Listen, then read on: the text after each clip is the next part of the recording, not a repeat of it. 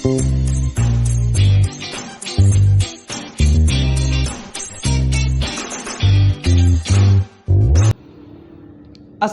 warahmatullahi wabarakatuh. Selamat pagi semuanya. Salam sehat, salam sejahtera untuk kita semua. Nah, pagi ini kembali lagi di sini dengan saya Muslim dalam acara Berdelapan Berita Pukul 8 pada hari ini Jumat tanggal 16 Juli 2021.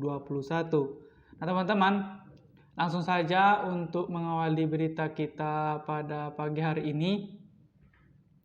Untuk berita pertama kita kutip dari CNBC Indonesia, yaitu tentang cara tetangga Republik Indonesia, yaitu Brunei Darussalam atasi COVID-19 hingga 0 kasus. Nah, di saat negara lain mengalami lonjakan kasus di ASEAN, Brunei Darussalam tampaknya menjadi negara dengan kasus paling minim infeksi lokal, nyaris tak ada yang di negara tersebut.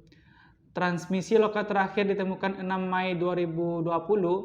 Jikapun ada kasus baru, hal tersebut merupakan kasus impor. Nah, seperti yang terjadi di akhir pekan kemarin, di mana 2 kasus baru dilaporkan dan berasal dari negara Indonesia. Nah, ada 2 kasus, namun itu bukan berasal dari lokal Brunei Darussalam, bahkan itu impor dari negara Republik Indonesia yang datang ke negara itu tanggal 20 Juni lalu.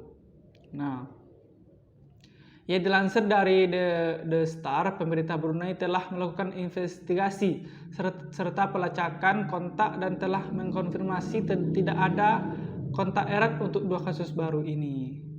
Nah,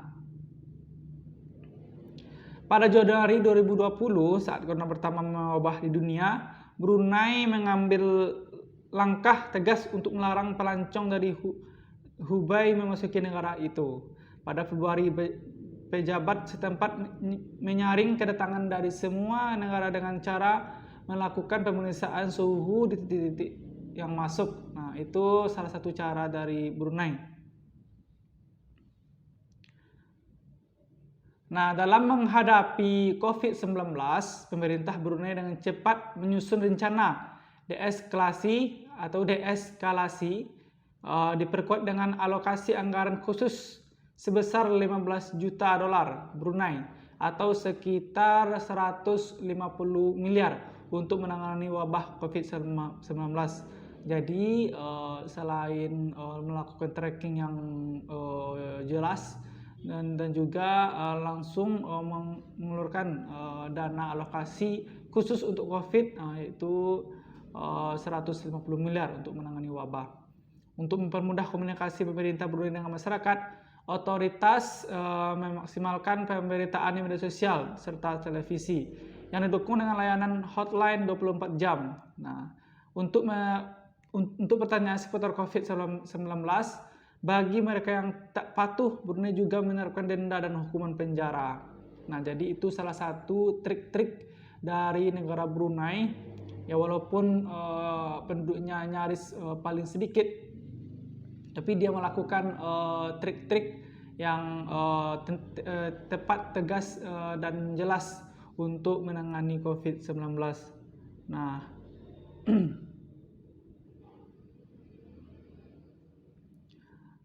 sementara itu, menurut The Star, salah satu kunci kesuksesan Brunei adalah kedisiplinan pemerintah dalam menerapkan kontrol perbatasan dan perjalanan manusia. Kedisiplinan ini juga diberlakukan untuk larangan berkumpul massa, termasuk pelacakan kontak berbasis teknologi dan karantina.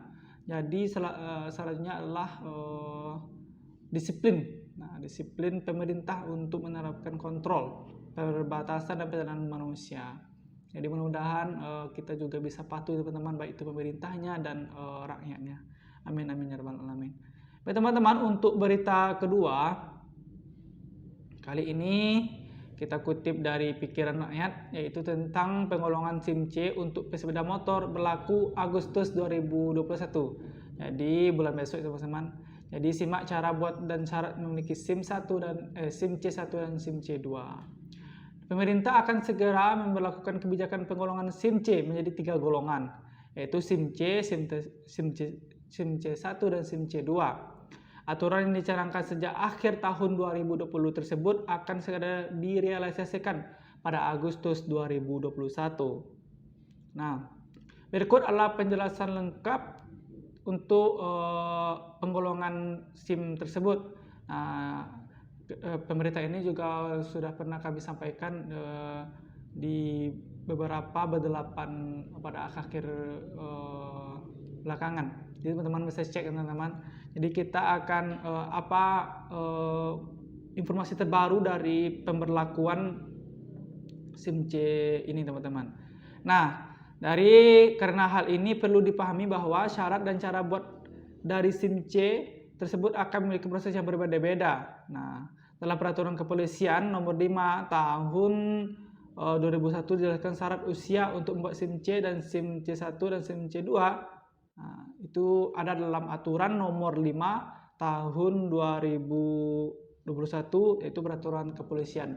Jadi teman-teman bisa cek di peraturan kepolisian, itu sudah tersebar di Google.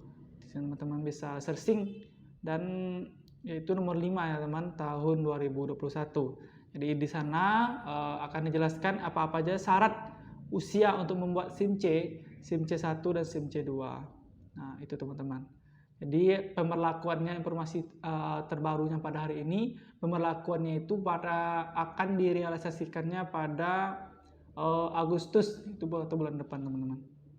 Jadi SIM di bulan Agustus itu besok sudah tergolong menjadi 3, yaitu SIM C, SIM C1 dan SIM C2. Itu teman-teman. Untuk berita ketiga, kita masuk ke dunia kesehatan teman-teman, yaitu kita kutip dari jpnn.com, yaitu tentang untuk salah satu menangkis atau memperkuat daya imun tubuh. Nah, selain berjemur, 3 makanan ini bisa ditingkatkan kebutuhan vitamin D untuk tubuh loh. Nah, saat pandemi seperti sekarang ini, para ahli menyarankan kita agar mendapatkan vitamin D. Nah, apakah itu dari sinar matahari, vitamin, atau makanan? Badan Kesehatan Dunia atau WHO menyatakan tubuh hanya perlu terpapar sinar matahari setidaknya berjemur selama 5 menit hingga 15 menit, 2-3 kali seminggu. Nah, itu kata saran dari WHO teman-teman. Selain itu berjemur direkomendasikan pada pukul 10 hingga pukul 14 WIB. Nah, selain berjemur itu teman-teman, nah jadi ada juga makanan yang bisa meningkatkan vitamin D. Nah, di samping berikut makanan yang juga mengandung sumber vitamin D yang dilansir dari laman genpi.co. Yang pertama yaitu ikan berlemak. Nah, yang pertama itu ikan berlemak teman-teman. Adapun ikan berlemak seperti salmon, tuna, sarden memiliki kandungan vitamin D yang dibutuhkan untuk tubuh. Nah, jadi seperti ikan salmon, tuna, dan sarden. Jadi itu kandungan vitamin D-nya cukup besar menurut ahli kesehatan teman-teman. Yang kedua, selain ikan salmon yaitu kuning telur. Nah, kuning telur ini juga tinggi vitamin D teman-teman. Terakhir, untuk kuning telur, makanan ini bisa menjadi sumber vitamin D.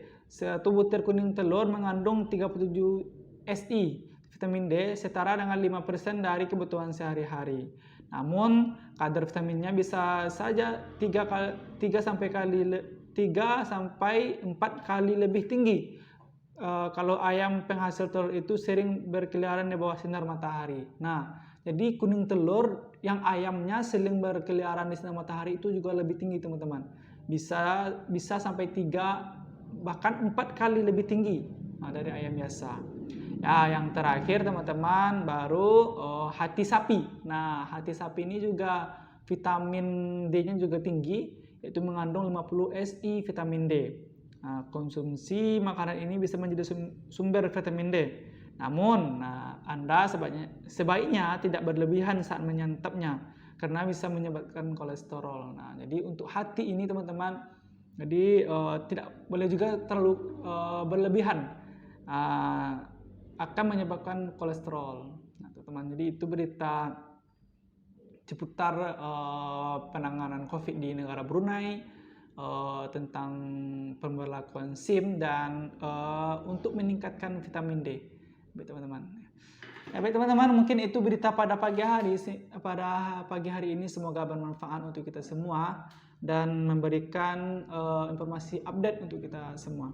Nah, kembali lagi pada hari yang penuh keberkahan ini, saya mendoakan kepada kita semua agar selalu diberi kesehatan dan kelancaran dalam beraktivitas. Dan selanjutnya mari kita terapkan protokol kesehatan dengan sebaik-baiknya teman-teman. Mungkin itu pada pagi hari ini. Saya akhiri dengan Assalamualaikum warahmatullahi wabarakatuh.